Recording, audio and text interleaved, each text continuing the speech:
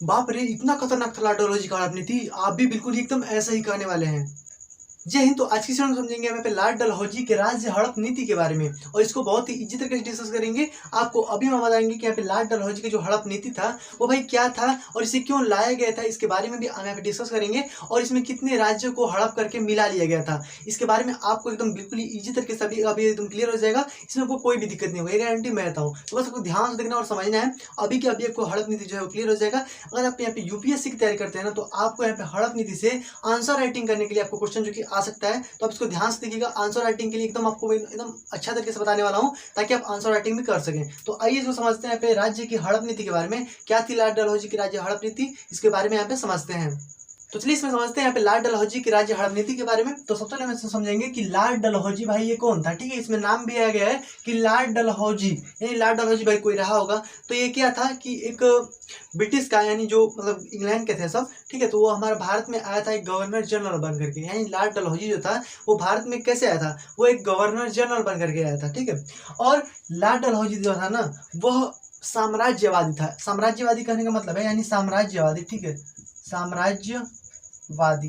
ठीक है, साम्राज्यवादी कहने का मतलब है कि साम्राज्य को विस्तार करने वाला, साम्राज्य को बहुत ही तेजी से विस्तार करने वाला था। ठीक है, यानी कहा जाता है कि जो लॉर्ड डलहौजी का जो काल था, यानी ब्रिटिश काल में जो लॉर्ड डलहौजी का जो काल है ना, वह साम्राज्य यानी विस्तार करने में सबसे मतलब कि एकदम चरमोत्कर्ष पर था। ठीक है, यानी लॉर्ड डलहौजी का जो काल था ना, वो ब्रिटिश काल में ना एकदम मतलब कि विस्तार का एकदम चरमोत्कर्ष पर था। ओके, तो इसका जो काल था लगभग यहाँ पे लगभग 1800 यहाँ पे 48 से लेकर के यहाँ पे 56 तक। ठीक है, यानी 1848 से 1856 तक इसका जो काल था एकदम मतलब कि एकदम विस्तार बहुत ही तेजी से इसने करना जो कि स्टार्ट किया। इसके लिए इसने दो नीतियों को लाया था, एक हमारा सहायक संधि था और एक हमारा था यहाँ पे जो कि हड़प नीति। ठीक है, तो इसमें ये दो संधि जो कि लाई गई थी साम्राज्य को विस्तार करने के लिए। ओके, तो ये हम यहाँ पे देखेंगे हड़प नीति के बारे में। आइए इसको समझते हैं। तो देखिए हड़प नीति भाई क्या थी, हड़प लेंगे यानी किसी चीज को हड़प लेंगे। ठीक है, तो देखिए इसमें क्या था ना कि अंग्रेज जो थे सब, यानी जो मान लीजिए कि यहाँ पे अंग्रेज है, ठीक है, यहाँ पे मान लीजिए कि अंग्रेज है। ओके, और इसके अधीन में मान लीजिए हमारा कोई भी एक जो कि मतलब कि रियासत पहले थे लोग। ठीक है, तो रियासत मान लीजिए, तो मान लीजिए कोई भी रियासत है और ये इसके अधीन है। ठीक है, यानी अंग्रेज के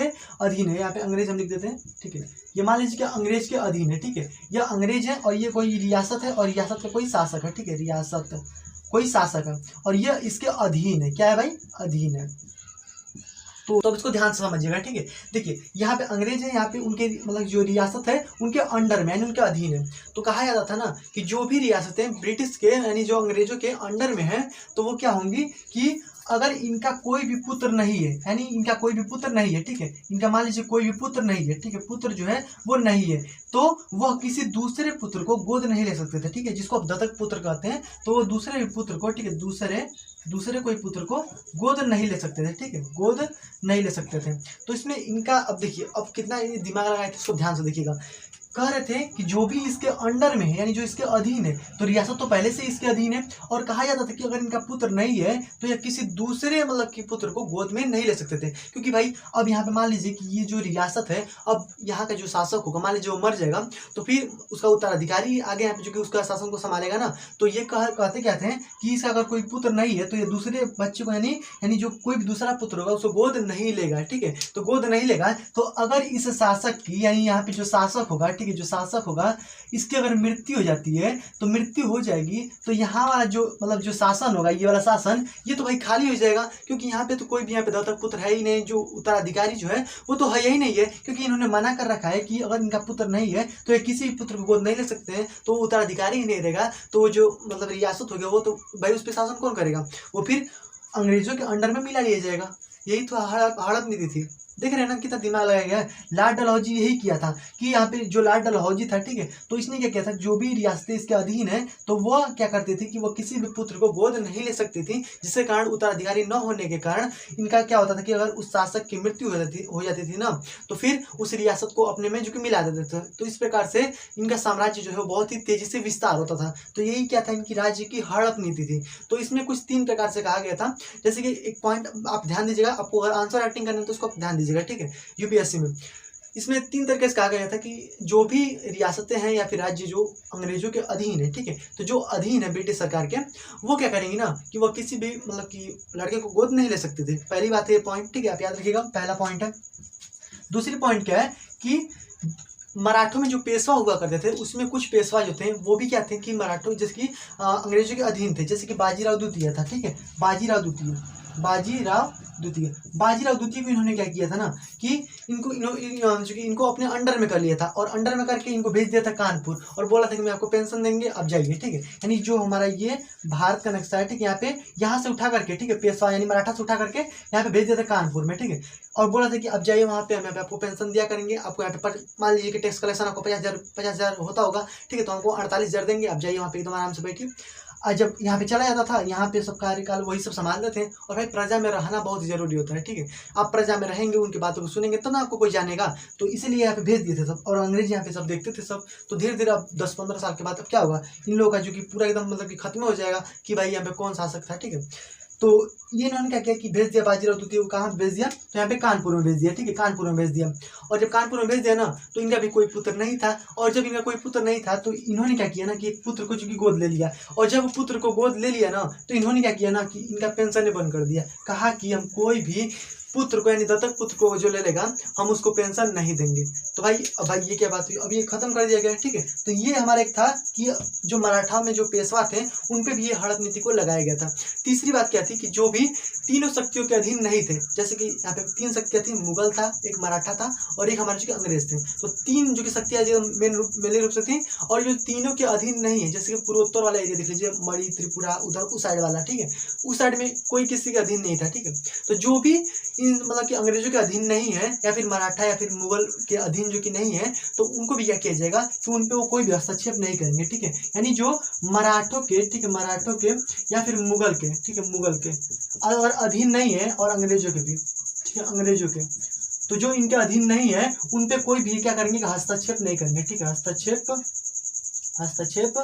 नहीं करेंगे, ठीक है, उन पे कोई भी हस्तक्षेप नहीं करेंगे, ठीक है, कि आप यहाँ पे गोद लीजिए या फिर ना लीजिए, उनका मतलब कोई भी नहीं था। लेकिन इसमें था कि हस्तक्षेप करेंगे, इस पे वह गोद लेने की परमिशन दे भी सकते हैं और नहीं भी दे सकते हैं। पहले वाला जो था कि जो इनके पूर्ण रूप से जो इनके अधीन था उन पे तो भाई एकदम मतलब कि उनको लेना ही नहीं था, ठीक है। तो ये जो कि 3 पॉइंट था आप याद रखिएगा।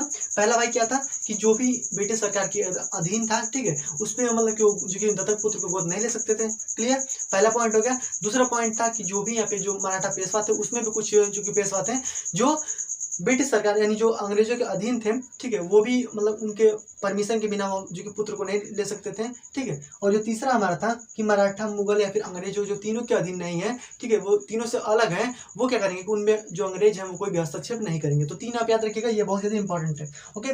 तो ये कुछ अब देखिए, अब हम समझते हैं कुछ इसमें जो कि रियासतों को मिलाया गया था उसको ध्यान दीजिएगा। सबसे पहले हमें सतारा देख लीजिए, ठीक है, सबसे पहले सतारा है, ठीक है, सतारा को मिला लिया गया। इसका कोई भी पुत्र नहीं था, यहाँ के जो शासक था उसका कोई भी पुत्र नहीं था, तो पुत्र नहीं था, इसने एक पत्र लिखा कि भाई हम एक गोद ले सकते हैं, तो उन्होंने कह दिया कि भाई नहीं लेना है, ठीक है। तो जिसका कारण अब जब सतारा की मृत्यु हुई तो इन्होंने क्या किया कि अंग्रेजों ने अपने साम्राज्य में इसको मिला लिया, सतारा को भी। सतारा के बाद आपका यहाँ पे अगला आ जाएगा जैतपुर, ठीक है, जैतपुर आ जाएगा, जैतपुर है, ठीक है, फिर आपका उधमपुर आ जाएगा, ठीक है, आपका यहाँ पे संभलपुर है, ठीक है, संभलपुर, इसको भी याद रखिएगा, इससे आपके एग्जाम में जो प्रश्न पूछे जाते हैं, ठीक है। तो सतारा है, जैतपुर है, संभल है, और उसके बाद आपका बघाट है, ठीक है, बघाट आ जाएगा।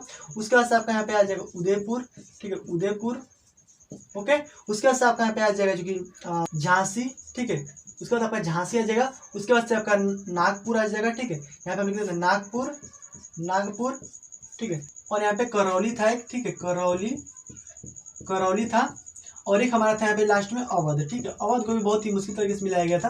देखिए, तो ये मैं यहाँ पे क्रम वाइज क्यों लिखा हूँ, क्रम वाइज आपको यहाँ पे क्वेश्चन जो कि पूछा जाता है, ठीक है। इसको जो कि देखिए मैंने आपको बताया ना कि अभी यहाँ पे 1848 से स्टार्ट हुआ था, 1848 से सबसे पहले इसको मिलाया गया था, ठीक है। उसके बाद सेकंड में यहाँ पे 1800 यहाँ पे जो कि 49 में इसको मिलाया गया था संभल को, फिर यहाँ पे जैतपुर को, फिर संभल को मिलाया गया था 1849 में, ठीक है।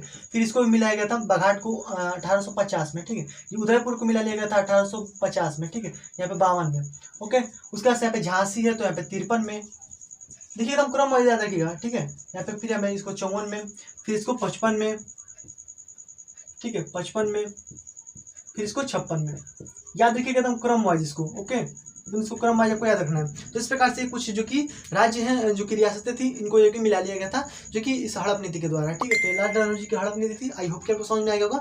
इससे आपका प्रश्न जो कि एग्जाम में पूछे जाते हैं, तो आई होप कि आपको क्लियर हो गया होगा। तो अब तो आपके समझ में आया होगा कि हड़प नीति भाई क्या थी और इसको भाई क्यों लाया गया था, साम्राज्य को तेजी से विस्तार करने के लिए लाया गया था। तो ये इसमें कुछ प्रश्न पूछे जाते हैं, आई होप आपको क्लियर होगा। या आप याद रखिएगा डेट, आपको यहाँ पूछा जा सकता है कि 17 को भाई कब मिलाया गया था, एकदम क्रम वाइज आप इसको याद रखिएगा, ठीक है। तो ये कुछ महत्वपूर्ण था, आई होप आपको क्लियर होगा। अब इसमें आपका यहाँ पे कोई भी दिक्कत नहीं होनी चाहिए हड़प नीति में।